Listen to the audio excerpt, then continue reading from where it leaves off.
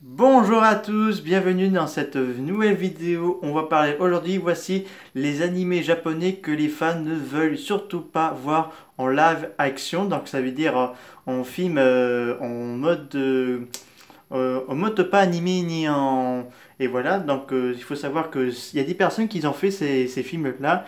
Donc la plupart c'était certains ont été des flops, beaucoup moins réussis. Donc voilà, voici les 21 21 euh, mangas animés des japonais. Donc il y en a 21 qui sont sur cette liste. Donc voici ceux qu'on ne voudrait pas voir en mode live, que ce soit Hollywood qui voudrait de faire des films, parce qu'on voit que Hollywood sont en difficulté face à la concurrence de Disney et de Marvel, et donc là ils sont en recherche de gros business, donc ils vont vers le Japon. Donc voici la liste des ceux que nous ne voudrions pas voir en mode live. Donc voici le numéro 21, Hunter x Hunter, qui, a, a eu 9%, Kuroko Basketball qui a eu 9%, Naruto a eu 9,5%, Monsieur Osamatsu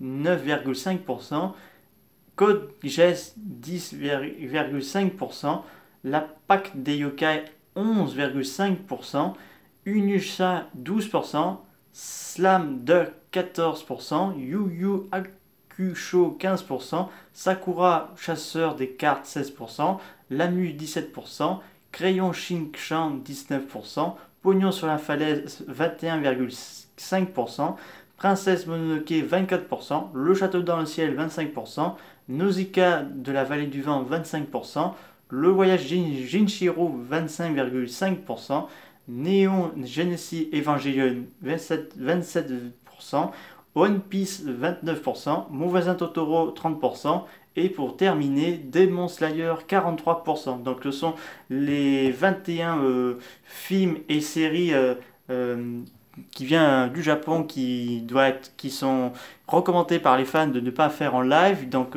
beaucoup de personnes espèrent beaucoup ça. Donc il faut rappeler qu'en 2020 ou en 2018, Hayao Miyazaki a défendu pour Nausicaa de la Vallée du Vent pour la protéger des films hollywoodiens, parce que ces derniers voulaient s'emparer du chef-d'œuvre de Hayao Miyazaki, et ce dernier les a répondu non, je vous donnerai pas le droit d'avoir Nausicaa de la Vallée du Vent pour faire un film de live, parce qu'il avait annoncé premièrement le film qu'il voudrait faire, c'est faire 100% de casting américain. Donc ce serait un peu bête de faire un casting quasiment américain, mais apparemment pour faire marcher le box-office US, il faut avoir beaucoup de casting américain et très peu de casting asiatique.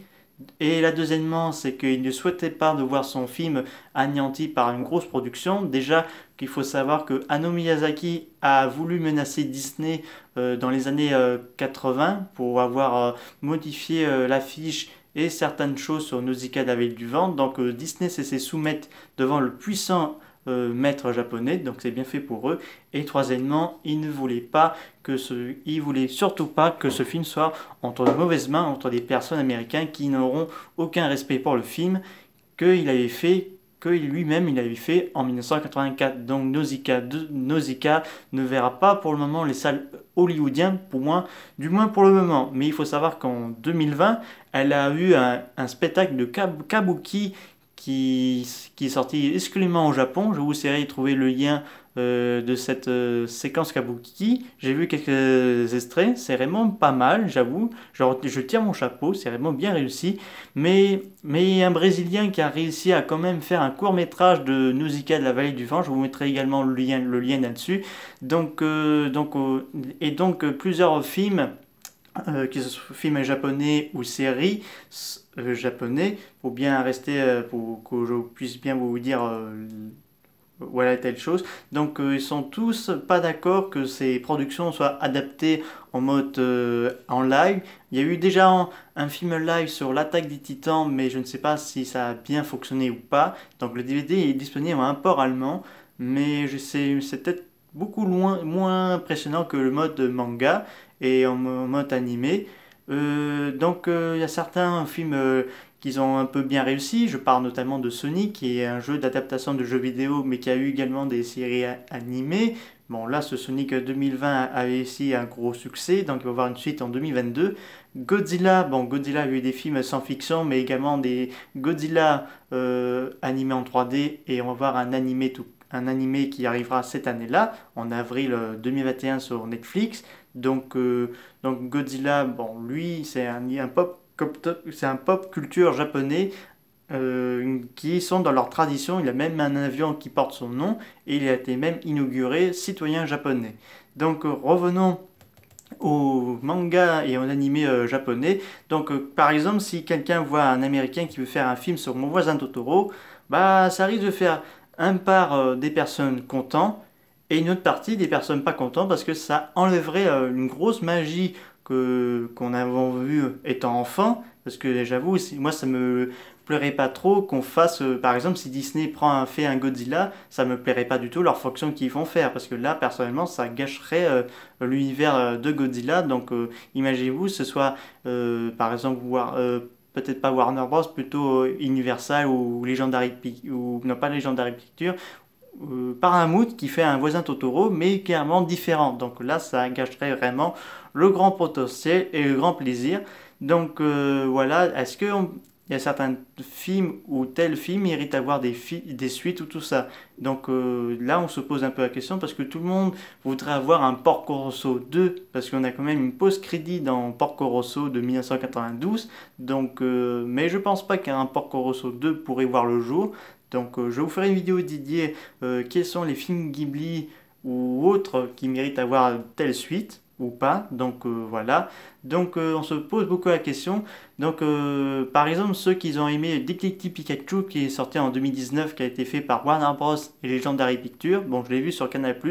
C'était pas mal, mais je ne sais pas quelles sont les critiques par rapport à ce film. Donc laissons voir l'avenir de cette potentielle saga. Mais au niveau de ces créatures, c'était bien réussi au niveau matière d'effets spéciaux.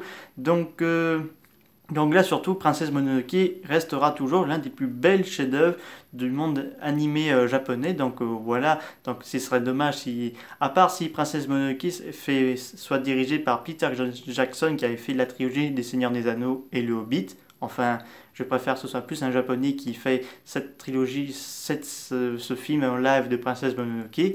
Mais pour le moment, mais pour le moment, c'est mieux que ce soit les Japonais parce que eux, ils font bien les choses. Mais des fois, ils ont essayé de faire des films en live, mais ça n'a pas marché. Mais il y a des films quand même qu'ils ont réussi à cartonner. Je parle notamment de Shin Godzilla qui est sorti en 2016, qui avait rapporté gros et qu'ils avaient l'intention de faire une suite. Mais ils ont des idées de faire War of Godzilla.